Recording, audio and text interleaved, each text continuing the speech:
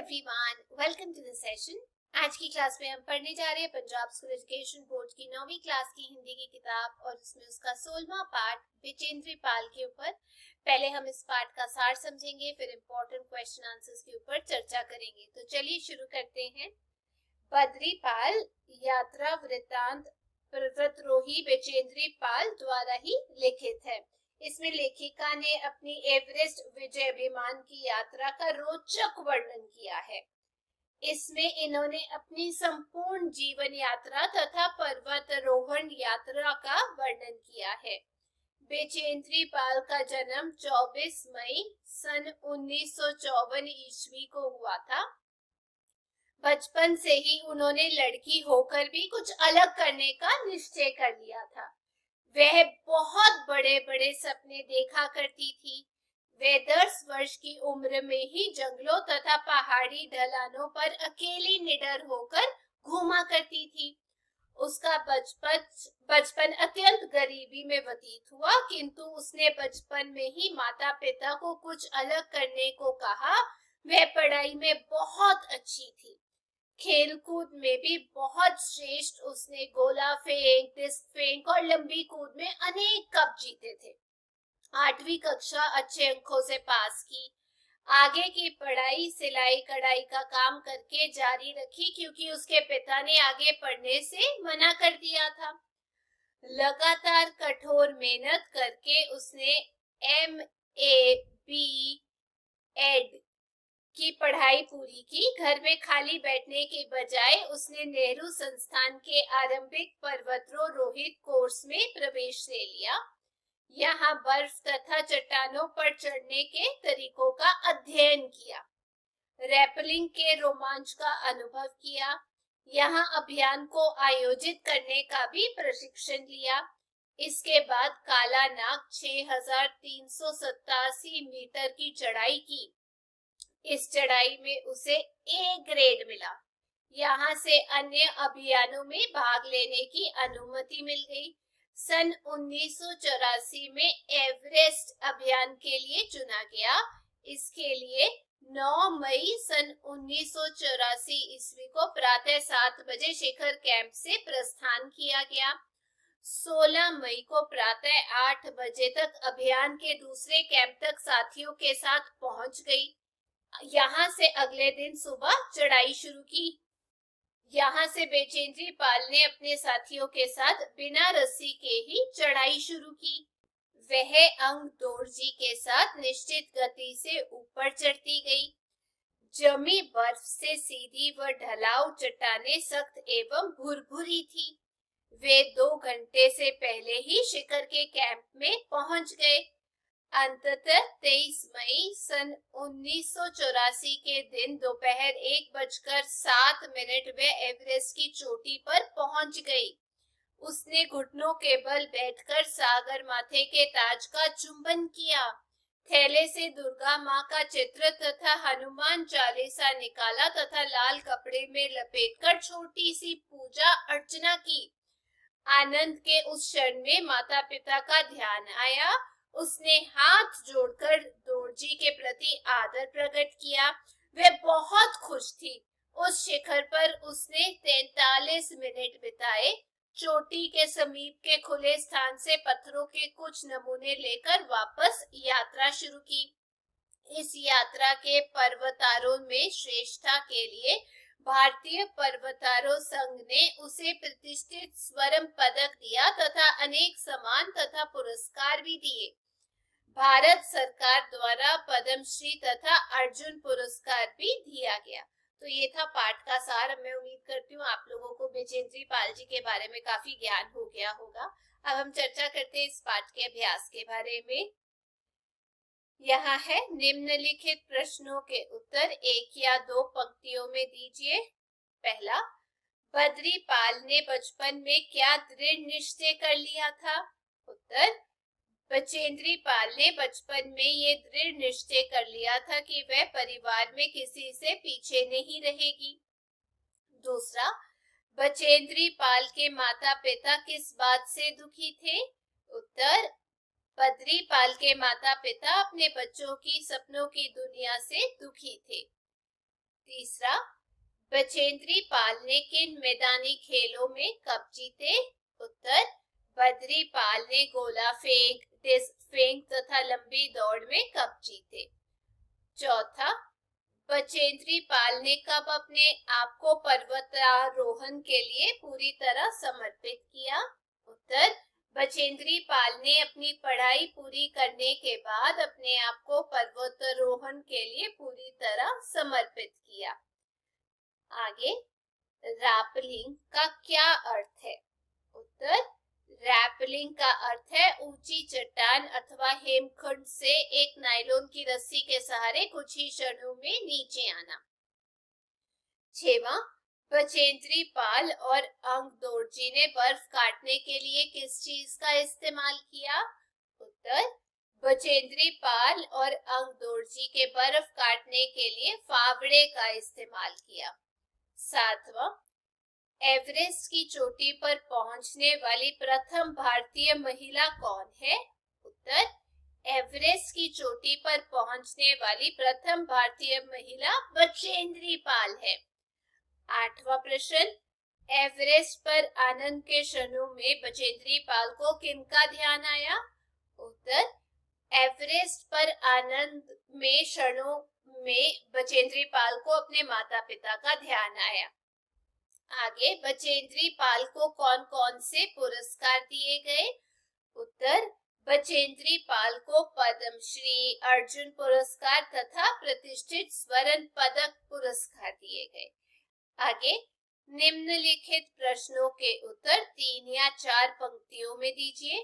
पहला, 10 साल की आयु में ही बचेंद्री पाल निडर और स्वतंत्र कैसे बन गई थी? उत्तर, 10 साल की आयु में ही बचेंद्री पाल जंगलों और पहाड़ी ढलानों पर प्रायः अकेली घूमती थी। वह प्रकृति के साथ स्वतंत्र होकर खेलती थी। प्रकृति के साथ इस खुलाव से निडर तथा स्वतंत्र बन गई। दूसरा, बद्री पाल प्रतियोगिताओं के शुरू होने से पहले ही कौन कौन सी दौड़ का अभ्यास करना शुरू कर देती थी? उत्तर, बचेंद्री पाल प्रतियोगिताओं के शुरू होने से पहले ही 3 टाई, टगड़ी, सुई धागे वाली दौड़, घोड़ा दौड़ तथा सिर पर पानी भरा मटका रखकर होने वाली दौड़ आदि का अभ्यास करना शुरू कर देती थी। तीसरा प्रश्न, बचेंद्री पाल ने अपनी शिक्षा कैसे प्राप्त की? उत्तर, बचेंद्री पाल दिन के समय केवल अपने हिस्से का ही नहीं बल्कि कहीं अधिक काम करती थी। वह अपने मित्रों से किताबें उधार लेकर देर रात तक पढ़ती थी। उसने सिलाई कढ़ाई का काम करके अपनी पढ़ाई का खर्च उठाया। चौथा, बचेंद्री पाल ने नेहरू संस्था के पर्वतारोही कोर्स में क्या क्या सीखा? उत्तर, बचेंद्री पाल ने नेहरू संस्थान के पर्वतारोही कोर्स में बर्फ और चट्टानों पर चढ़ने के तरीके सीखे, रैपलिंग करना सीखा, अभियान को आयोजित करने का प्रशिक्षण भी लिया। पांचवा प्रश्न, तेंजिंग ने बचेंद्री पाल की तारीफ में क्या कहा? उत्तर, तेंजिंग ने बचेंद्री पाल की तारीफ में कहा कि तुम एक पक्की पर्वतीय लड़की लगती हो, तुम्हें तो शिखर पर पहले की प्रयास में पहुंच जाना चाहिए। छठवां प्रश्न, एवरेस्ट पर पहुंचकर बचेंद्री पाल ने घुटनों के बल बैठकर क्या किया? उत्तर, एवरेस्ट पर पहुंचकर बचेंद्री पाल ने घुटनों के बल बैठकर बर्फ पर अपना माथा लगाया और सागर माथे के ताज का चुंबन किया। थैले से दुर्गा माँ का चित्र तथा हनुमान चालीसा निकाला, उन्हें लाल कपड़े में लपेटकर छोटी सी पूजा की तथा बर्फ में दबा दिया। तीसरा, निम्नलिखित प्रश्नों के उत्तर 5 या 6 पंक्तियों में दीजिए। पहला, बचेंद्री पाल का चरित्र चित्रण कीजिए। उत्तर, बचेंद्री पाल का जन्म उत्तरांचल के चमोली जिले में बंपा गांव में 24 मई सन 1954 ईस्वी को हुआ। इनकी माता का नाम हसाईदई नेगी तथा पिता का नाम किशन सिंह पाल है। वह बचपन से ही निडर तथा साहसी थी। वह बहुत बड़ी स्वप्न दुष्टा थी। वह दृढ़ निश्चयी थी। उसने बचपन में ही अपने परिवार में किसी से पीछे न रहने का निश्चय कर लिया था। उसने एवरेस्ट पर चढ़ने का सपना देखा और कठिन परिश्रम से उसे पूरा किया। वह प्रतियोगिता में पूरे परिश्रम से भाग लेती थी। दूसरा प्रश्न, बचेंद्री पाल के एवरेस्ट की चोटी पर पहुंचने का वर्णन कीजिए। उत्तर, बचेंद्री पाल ने 1 मई सन 1984 तक एवरेस्ट पर जाने की योजना की सही तैयारी कर ली थी। 8 मई को साउथ पोल पहुंचकर 9 मई को चोटी पर पहुंचने का प्रयास करना था। उसने 9 मई को प्रातः 7 बजे शिखर कैंप से प्रस्थान शुरू किया। 16 मई प्रातः 8 बजे तक दूसरे कैंप में पहुंच गई। अगली सुबह 6:20 पर उसने अंगदोर्जी के साथ बिना रस्सी के चढ़ाई शुरू की। उन्होंने चट्टानों पर चढ़ते हुए बर्फ को काटने के लिए फावड़े का प्रयोग किया।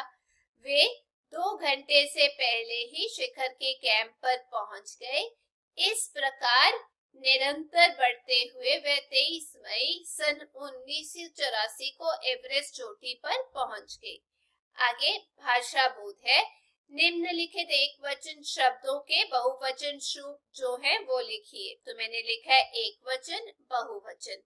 किताब किताबें, कमीज कमीजें, चट्टान चट्टाने, तकनीक तकनीकियां, चादर चादरें, सांस सांसें, लड़की लड़कियां, मटका मटके, धागा धागे, परीक्षा परीक्षाएं, इच्छा इच्छाएं, श्रेणी श्रेणियां। दूसरा, निम्नलिखित शब्दों में उपसर्ग तथा मूल शब्द अलग अलग करके लिखिए। मैंने यहाँ लिखा है शब्द, उपसर्ग, फिर मूल शब्द। प्रवासी प्र और वासी, प्रशिक्षण प्र और शिक्षण, प्रशिक्षक प्र और शिक्षक, परिवार परि और वार, परिश्रम परि और श्रम, अभियान अभि और यान। निम्नलिखित शब्दों के प्रत्यय तथा मूल शब्द अलग अलग करके लिखिए। शब्द, मूल शब्द और प्रत्यय। पढ़ाई पढ़ और आई, ऊंचाई ऊंच आई, चढ़ाई चढ़ आई, न्यूनतम न्यूनतम, बचपन बच्चा और पन, सफलता सफल और था, कठिनाई कठिन और आई, सुरक्षित सुरक्षा और इत। आगे और प्रश्न दिए गए हैं। पहला, कल्पना कीजिए कि आप पर्वतारोहण के लिए गए हैं। अपने मित्र को पत्र लिखकर पर्वतारोहण का अनुभव बताएं, माउंटेनरिंग का। एड्रेस लिखो, ठीक है, फिर डेट लिखो और उसके बाद लिखो प्रिय मित्र नमस्कार, मैं पिछले सप्ताह अपने मित्र के साथ हिमालय पर्वतारोहण के लिए गया हुआ था। हमने कठिन संघर्ष करके अनेक चट्टानों को पार किया। हमने अपनी मंजिल पर जाने से पहले 4 पड़ाव डाले। इसके लिए हमें 4 दिन का समय लगा। हम अपने साथ जरूरत का सारा सामान लिए हुए थे। अनेक कठिनाइयों को झेलते हुए अंततः हम पर्वत पर पहुंच गए। वहां पहुंचकर मैंने प्रभु का कोटि कोटि धन्यवाद किया। वहां से अगले दिन हमने उतरना शुरू किया और इस तरह 3 दिन में हम नीचे कुशल से आ गए। इस यात्रा में मैंने खूब आनंद उठाया। आपका प्रिय और अपना नाम।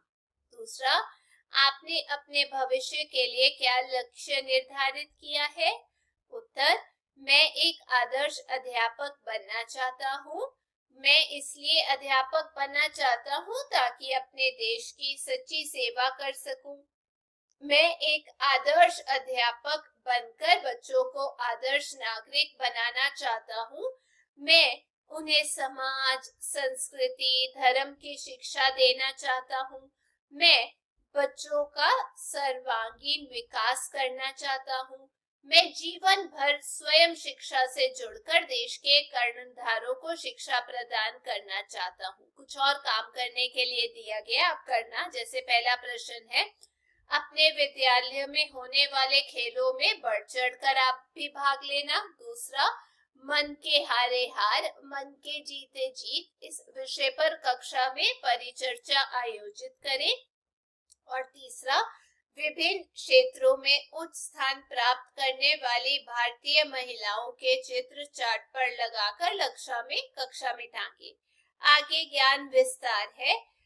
एवरेस्ट पर्वत नेपाली में सागरमाथा अर्थात स्वर्ग का शीर्ष, संस्कृत में देवगिरी दुनिया का सबसे ऊंचा पर्वत शिखर है जिसकी ऊंचाई 8,848 मीटर है।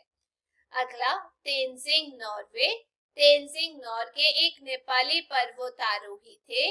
वे पहले व्यक्ति थे जिन्होंने माउंट एवरेस्ट की चोटी पर पहला मानव कदम रखा।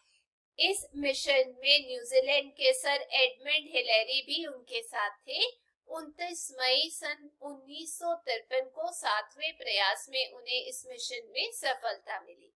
आगे और ज्ञान दिए। भारत की प्रथम महिला, जैसे भारत की प्रथम महिला प्रधानमंत्री इंदिरा गांधी, भारत की प्रथम महिला राज्यपाल सरोजनी नायडू, भारत की प्रथम विश्व सुंदरी रीता फारिया, भारत की प्रथम miss universe Sushmita Sen, United Nations general assembly की प्रथम भारतीय महिला और अध्यक्ष वो थी विजयलक्ष्मी पंडित, किसी उच्च न्यायालय केरल उच्च न्यायालय की प्रथम भारतीय महिला जज अन्ना चांडी, भारतीय पुलिस सेवा आईपीएस में भर्ती होने वाली प्रथम महिला वो है किरण बेदी। वैसे ही माउंट एवरेस्ट पर चढ़ने वाली प्रथम भारतीय महिला बचेंद्री पाल थी।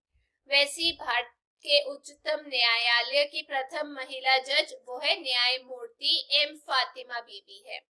अंतरिक्ष में जाने वाली प्रथम भारतीय महिला वो है कल्पना चावला और भारत की प्रथम महिला राष्ट्रपति प्रतिभा पाटिल और लोकसभा की प्रथम महिला अध्यक्ष मीरा कुमार। तो ये थी आज की क्लास। मैं उम्मीद करती हूँ आप सबको ये पार्ट समझ आ गया होगा।